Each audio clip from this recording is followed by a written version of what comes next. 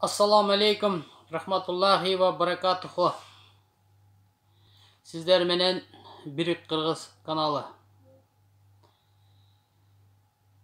Men Jembekovga jana dagы өткөндөгү шайланып келген мурда да арам жолдор менен шайланган 120 депутатка кайрылат элем. Силер чексиз акылсыз жана сабатсыз экенсиңер.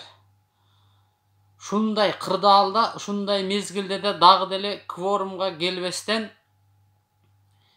миллиондогон кыргыз ушул Садыр Жапаровду башбакандыкка шайлайын деп турса, ошого жолтоо болуп түрдүү арамкор жолдорду пайдаланып атасыңар. Силер адашасыңар. Эки эле жол калды. Биринчиси ушул кыргыздын бардыгын кырып салсаңар, анан өзүңөргө менен өзүңөр жашай беришиңер керек Кыргызстанда. Бул кыргыз кылкылдаган Кытай кырып бүтө албаган.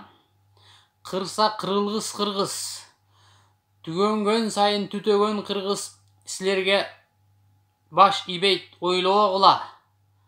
Дагы бир арам жолдорду тауып кайрадан бийликке барабыз деп.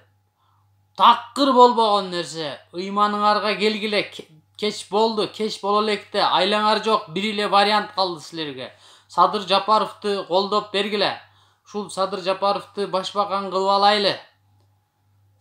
Урматтуу президент, сизге канча киши кайрылды? Жанагы 120 депутатты чакырып, Садыр Жапаровду премьер-министр кылып шайлаттырып бериңиз. Алардын кудайы сизсиз. Алар ыймансыз, кудайды тааныбагандар, элге чексиз кордук көрсөткөндөр, элдин укугун төбөлөгөндөр. Алардын кудайы жалгыз гана сиз. Биз билебиз. Карапайым эл журт билет. Алар кудайдыкка ишенбегендер.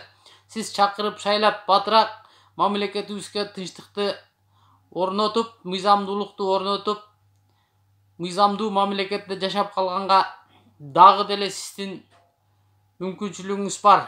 Себеби булар 5 жыл андан мурунку жылдардан бери ушул СДПК партиясынын негизин түзүп, ошо СДПК партиясынан түптөлгөн.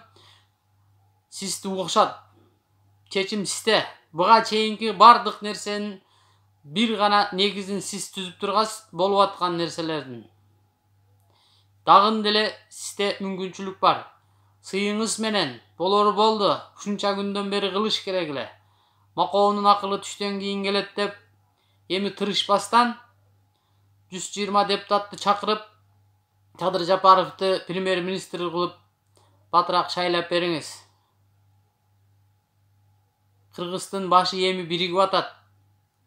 Ак ийлет сынбайт деген. Башка жолу жок.